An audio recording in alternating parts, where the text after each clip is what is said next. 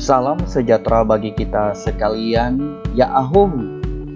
Bertemu kembali dengan saya Pak Wira Pratama Siga. Kali ini kita akan membahas materi tentang infeksi.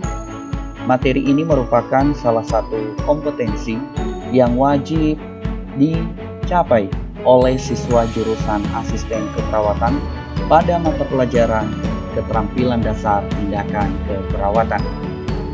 Apa sebenarnya itu infeksi? Infeksi adalah proses invasif oleh mikroorganisme dan berproliferasi di dalam tubuh yang menyebabkan sakit. Penyebab daripada infeksi terdiri dari bakteri, virus, jamur, dan protozoa. Proses infeksi melibatkan beberapa rantai. Yang pertama adalah reservoir, yaitu habitat pertumbuhan dan perkembangan mikroorganisme seperti manusia, binatang, tumbuhan, maupun tanah. Yang kedua adalah portal of entry, yaitu jalan masuknya mikroorganisme ke dalam tubuh seperti saluran pernafasan, pencernaan, kulit, dan lain-lain. Yang ketiga, host atau inang, yaitu tempat berkembangnya mikroorganisme. Yang keempat, portal of exit, yaitu tempat keluar mikroorganisme dari reservoir seperti sistem pernafasan, sistem pencernaan, alat kelamin, dan lain-lain. Rantai yang terakhir adalah jalan penyebaran, yaitu jalur yang dapat menyebarkan berbagai kuman mikroorganisme ke berbagai tempat. Jalan penyebaran ini terdiri dari 3. Yang pertama adalah penyebaran secara langsung, yaitu perpindahan mikroorganisme secara langsung dan segera dari satu individu ke individu lain melalui sentuhan, gigitan, ciuman, hubungan seksual, percikan ludah, dan lain-lain. Yang kedua, penyebaran tidak langsung, yaitu perpindahan mikroorganisme melalui media dan vektor. Media itu sendiri adalah bahan atau benda yang menjadi perantara masuknya mikroorganisme, seperti makanan, alat-alat medis, air, darah, dan lain-lain.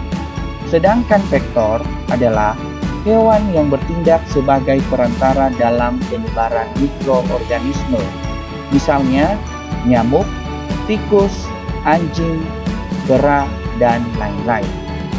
Yang terakhir adalah penyebaran melalui transmisi udara, yaitu penyebaran mikroorganisme yang berlangsung melalui udara yang masuk ke dalam tubuh manusia melalui saluran pernafasan. Tahapan terjadinya infeksi terdiri dari 4. Yang pertama adalah tahap inkubasi. Periode sejak masuknya kuman ke dalam tubuh sampai dengan munculnya gejala. Lamanya waktu yang dibutuhkan sampai gejala muncul bervariasi, bergantung pada jenis penyakitnya.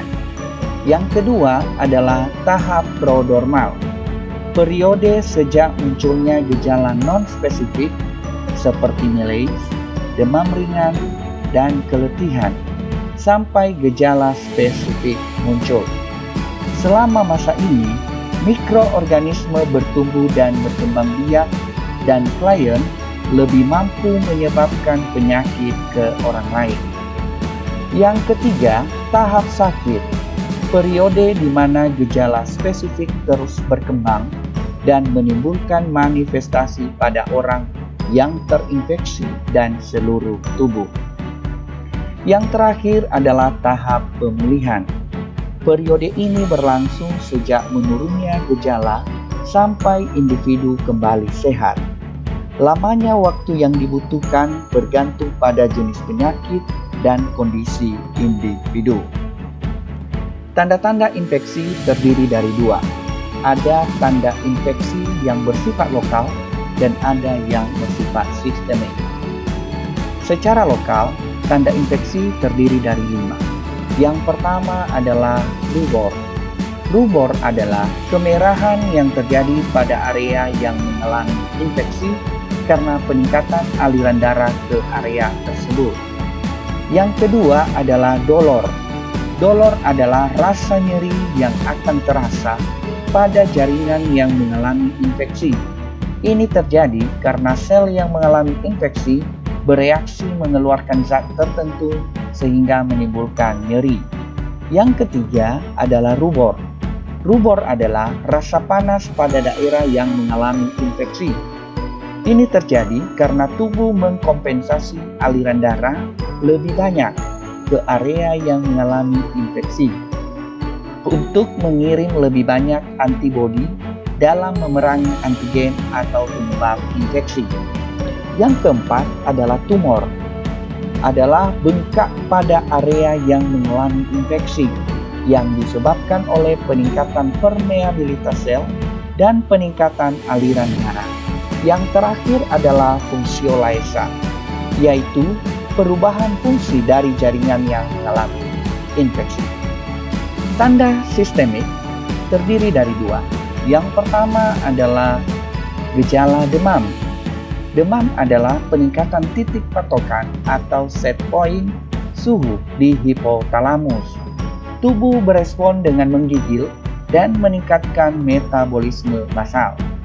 Yang kedua adalah leukositosis, yaitu peningkatan sel darah putih atau leukosit dalam sirkulasi darah.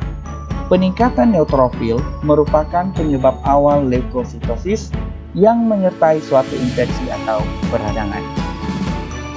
Ada beberapa faktor yang meningkatkan seseorang rentan terhadap infeksi. Yang pertama adalah usia, kedua hereditas, ketiga status imunisasi, keempat terapi yang sedang dijalani, kelima status nutrisi, keenam kelelahan, dan yang terakhir adalah stres. Demikian pembahasan materi infeksi. Sampai jumpa di lain kesempatan. Terima kasih. Ya